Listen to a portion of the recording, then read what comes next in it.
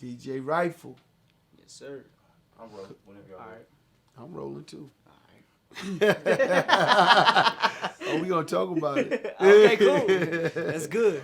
Yeah, Alright. you gonna Audio good. levels is good. Levels is good. Alright. Okay, make sure my shit is right. Me.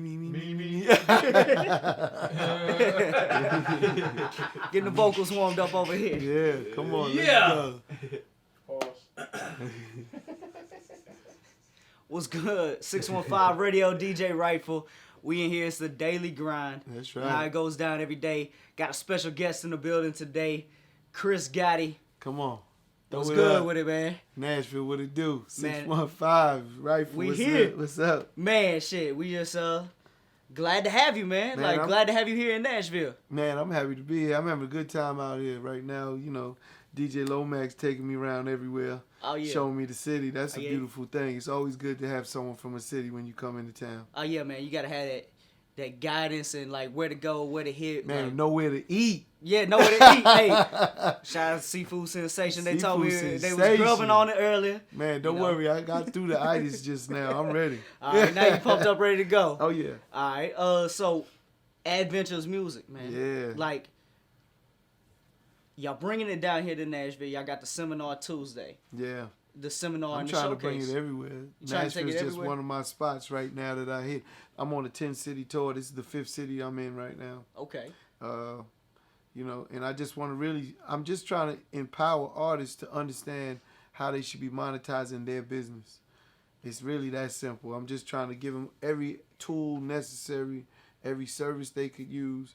Again, it's their business. When you hear that word independent, that means a lot, right? Independent means absolutely. it's yours. You do what you You in want, how control. you want. You also pay for it. There's no one independent means you're paying for it yourself. Adventure Music is independent. I pay for everything myself. I'm not asking someone to pay. Yeah. So it's a mindset I want artists to start taking on, especially because you know, when I dive into artists, they always got their hand for something, right? They always want something, and it's like if you believe your product is what you say it is, you should be the first person to invest in your product. Absolutely.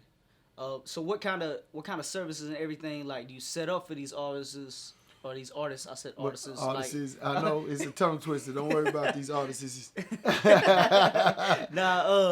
But what kind of stuff like can you guys like provide for them? Like what kind of guidance are you giving them to let First, them know I'm where a to go? digital distribution platform. So if you think of the industry right now as it stands right now, Universal distributes music, Warner Brothers distributes music, TuneCore distributes music, CD Baby, Spinrilla, they all have a distribution component. Yeah. So I'm no different in that aspect. I probably deliver to more locations than they do, from all the main ones to ones they never heard of, because my mindset was when I built it, I just wanted as many places as possible for artists to get their music where it could stream or sell for download so they could make money. Absolutely. You know, and a lot of people don't know what distribution is, and I always put it in street terms. But if you had that work and I got distribution, we gonna make a lot of money. That's all it means. Absolutely. And then it's always based on the next part of that equation, which is the quality of that product or that work. So think of music, it's the quality of music. I don't make people like your record. Universal can't make people like your record. So don't ask me to. They got their big bank, right? In this situation, they're the big record label. They own the most market share of all the industry. So at the end of the day, if they can't do something, or they're not out trying to empower artists or help artists, but I am, but they're not spending the money to get an artist until you already establish yourself. Yeah. Right? And then they come in and say, all right, we'll spend some money on you. Yeah, they want to see you already doing something for yourself. You got the ball rolling. You got that fan base. They're just pulling it in and like just building. I'm not reinventing the where. wheel. I'm not reinventing the wheel. But what I am doing is I'm doing it in a way where, so when you think of them other distribution places, I'm doing it in a way where it's affordable and it works from the lowest level. So, you know, with money, we could do anything, right? I could roll any artist out with money. If they had the money, I could roll them out like they Rick Ross or something, you know? Yeah. No problem. That's easy. It's easy. Yeah. The hard part is do that for someone that's independent at the lowest level, and he only got $500. You know, I already know. And I say today it's again because of the internet, we could reach millions of people for pretty much free, damn near, or very low cost, and that's something I figured out how to do in a marketing standpoint. And if you're an artist, all you want to know is, did someone hear my record, or if they seen your video? That's it. Yeah. It's up to the artist to make a record that's compelling enough for people to say, man, I like that artist. I want to support that artist, right? Yeah. That's what it takes and that goes for any artist. I don't care if you Drake or if you John Doe out here in Nashville. You have to get people, once you put the record out and it gets to people, they got to like it. Yeah. So my job is to help you get it out to as many places as possible, traditionally or non-traditionally. That's very key, because traditionally there's tons of people that do services all over, but traditionally it costs money. Yeah. No one's trying to figure it out how to do it for the guys that don't have that money. Yeah. And I think I came up with that right here. Okay. Not think, I got it. Hey, that's how you're supposed to do it. You're supposed to know that you got it, you know? Yeah, I got it. So, explain a little bit about how the showcase. You got the showcase going on Tuesday. So like, how the artists sign up, and like, what's the process on it? Yeah, so you could go right to the website to sign up. But, because you mentioned showcase first, I'd rather talk about my seminar first. Okay. And I'll tell you why.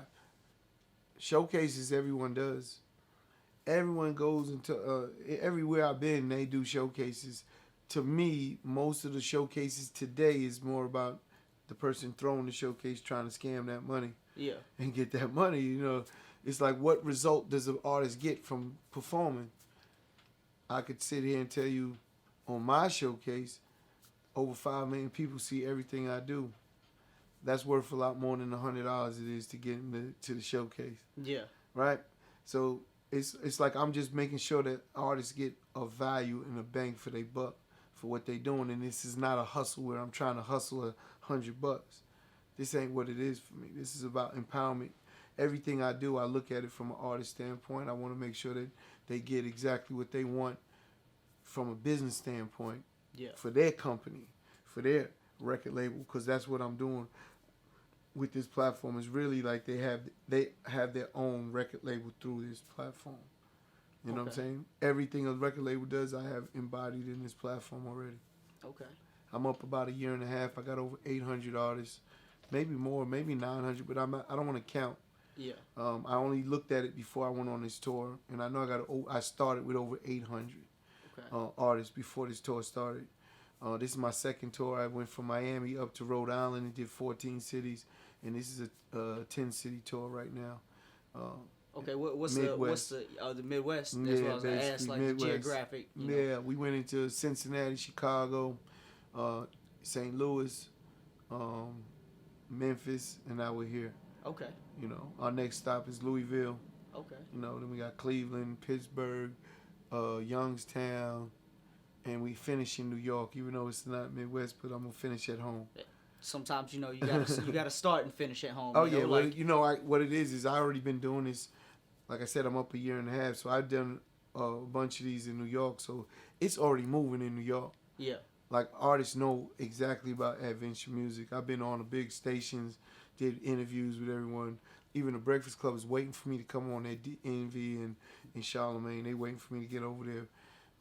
So my buzz in New York is already there, but I feel New York is spoiled.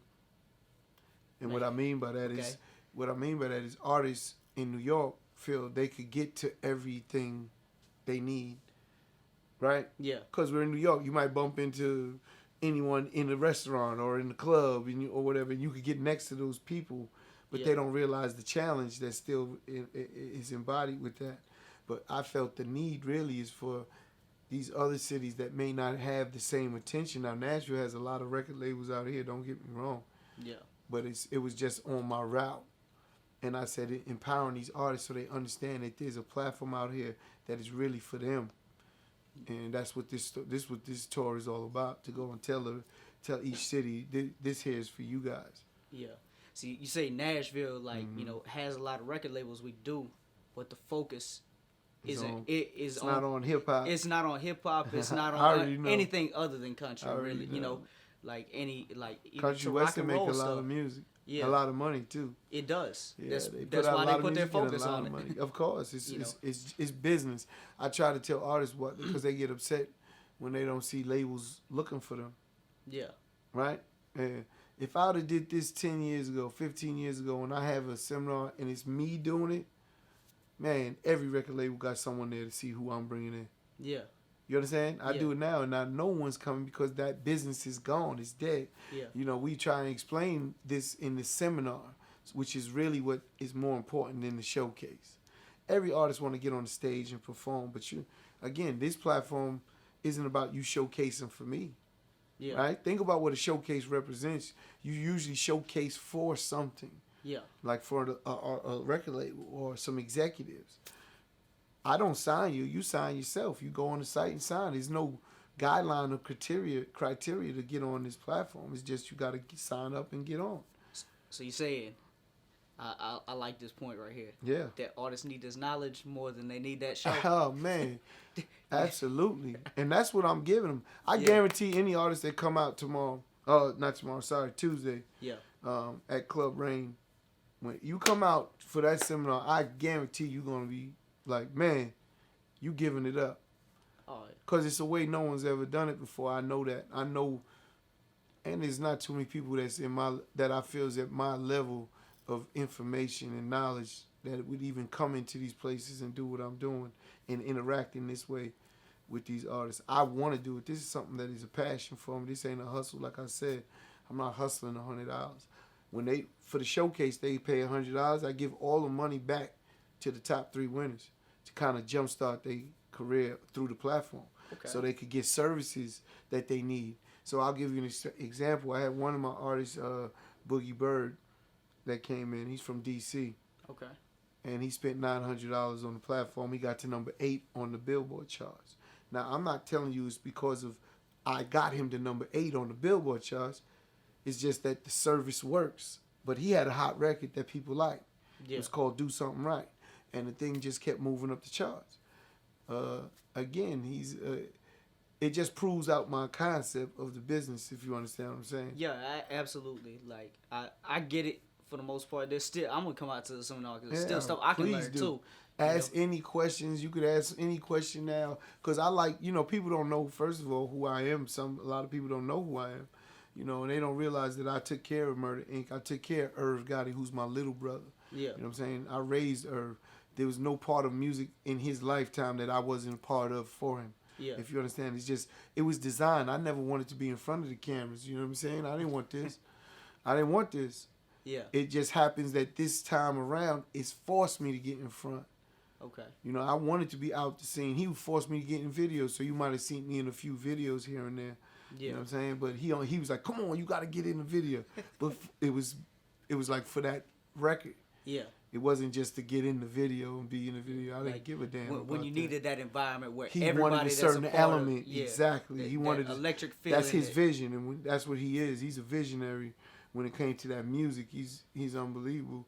So when he told me to get in, I got in. But at the end of the day, I didn't want to be seen.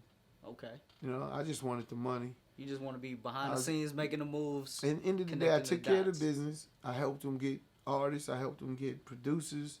Helped them with every facet of the business. But that's his baby, if you understand what I'm saying. Absolutely. I can't take that man, baby. Understand. I'm just his uncle. But that's really how it went down. So that's why I say ask questions, because we're 30 years in. Yeah. I sat with every executive in every label. They can't get things past me because that's how much information I got. Yeah. And that's really what I'm passing on. Okay, so 30 years in, Yeah. you've seen the industry shift a lot.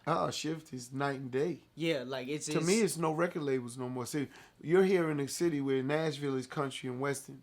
So let me explain something with country and western. They don't treat white music like they treat black music. So what I mean by that is there's no 360s in country western. They still sign artists in country and western. Yeah. In pop, they still go sign art and develop them and invest in them. Yeah. They don't do that in black music. So that's a big difference. That's a night and day. We used to get $300,000 just to develop an idea because we thought this artist had a chance to be an artist. Yeah. Because we thought he had some talent. And we go make records after record and just keep developing them. And then when he got to a point, we sign him. Yeah.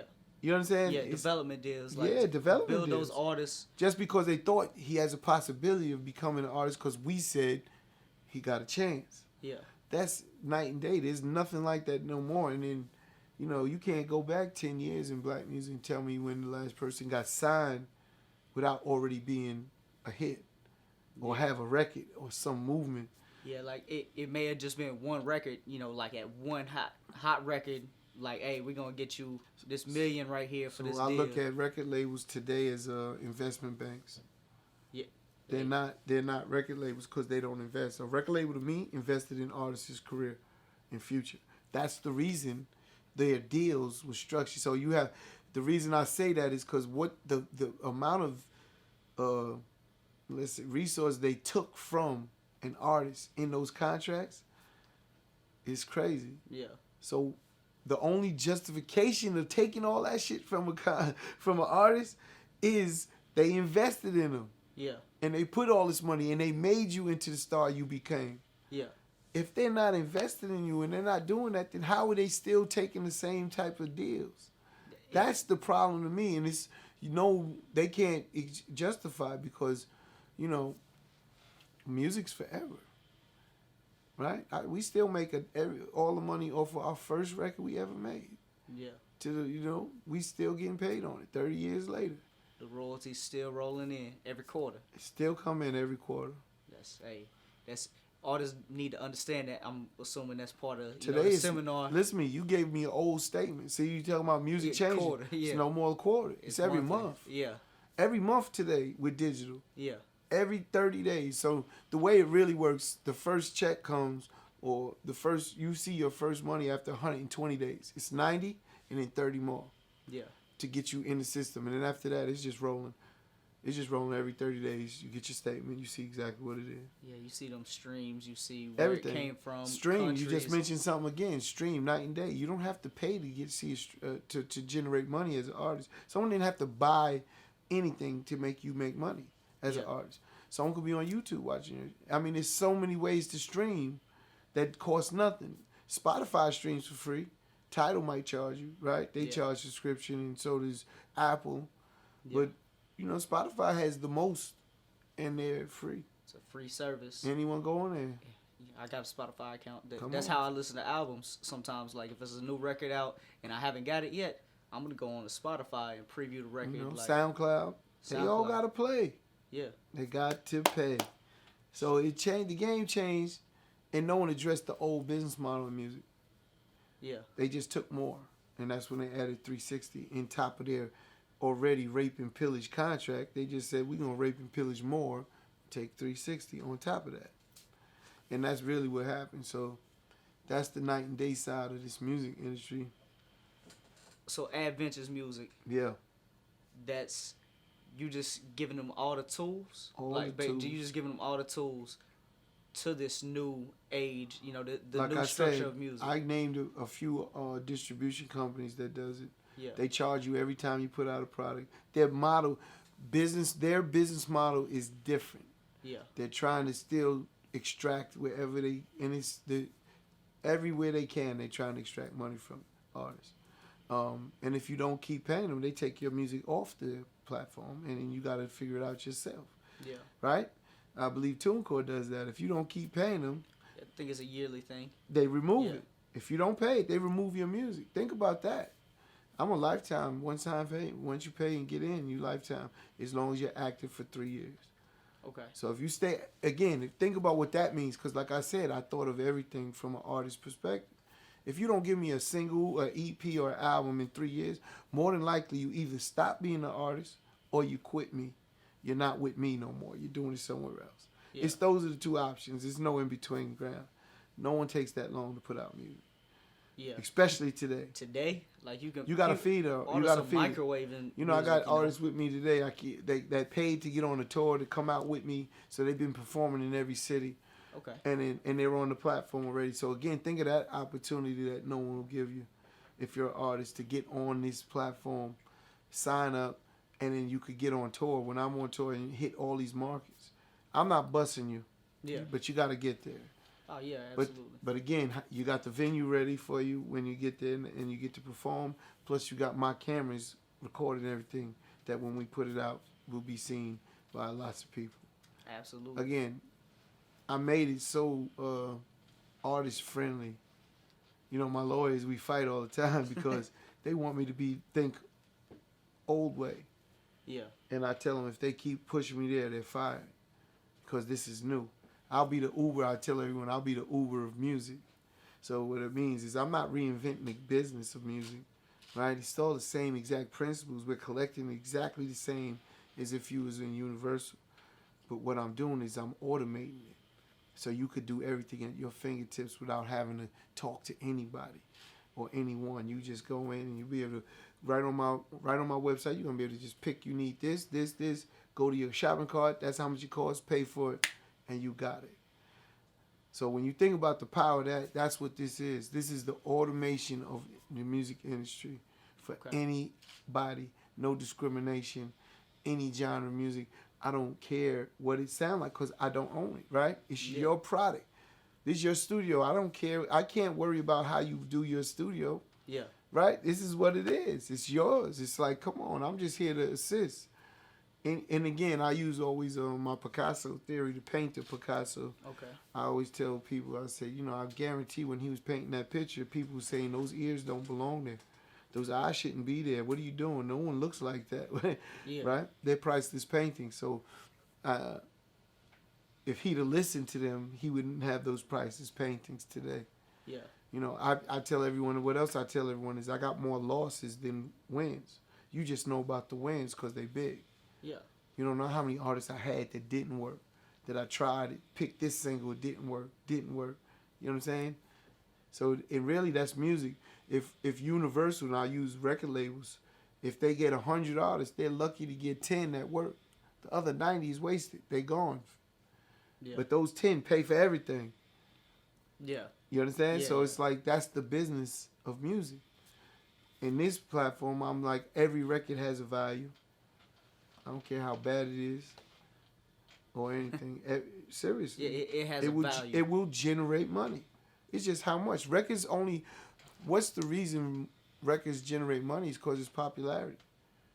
So I can't dictate popularity of your record you made, but if I got it to say 5 million people and 5 million people like that shit, you're going to make some money. Yeah. All right. What more do you want from me? If you get it to 5 million people and 5 million people like it, yeah, your likelihood of making $1 million off that record is there. Is there. Like, you're going to make $1 million between streams and some sales. And how about like if it's 100,000? You think any of these independent artists is even touching that right now? No. At this level I'm talking about? For the most part, no. Most part, there's one or two, I'll let you have all of those ones or twos. Give me all of that and we see where we end up. Yeah. You understand what I'm saying? Yeah. So it's funny because to touch on that for a second, when I first did this platform, I did an interview with Ebro on the morning show. Yeah. And first person to call me is Jay-Z. Man, incredible interview, this and that. He's seen the interview and he's telling me everything. And he's like, is it like Tidal? And I was like, nah, big bro, this ain't like Tidal, man. I said Tidal is just one of the streaming areas. So we kept talking and, I said, but I'm going to deal with the masses at the bottom. I said, Jay, you started down there, didn't you? I was right there with you. You know what I'm saying? Yeah. He started laughing. He said, you're right. I said, your wife started down there too, didn't she? Third Ward. You go to Houston, see what Third Ward look like. Yeah. You understand? Right there in the bottom. At the end of the day, what I was explaining is it's inevitable with numbers that I'm going to catch artists on this platform that become those guys, the next ones. Not that they're assigned to me, because that's the other thing I made sure. If I'm telling you this is an independent artist platform, you have to stay independent. You can't be signed to something and be independent. You're not independent then. Yeah. You signed to somebody. That's not independent. Independent mean I go where I want. I do whatever the hell I want. Yeah. You know, that's independence. That's how I made it. I made it where if you come in, you give me a record today, you could go anywhere tomorrow. It's all right. I just have the right to distribute the one record you give me. But it's no contract. You don't have no 3 years, 5 years, 3 albums, 5 albums, none of that. You gave me this single, I have the right to sell that single. That's it, for you. You want it 100%, I have the right to sell it for you. You don't like me no more, you want to try something else, you independent, go ahead. It's all good. You know what I'm saying? Yeah. No. Call cut right there? Sorry, I could just hear him. No, he blowing. Yeah. You buzzing, bro. Yeah.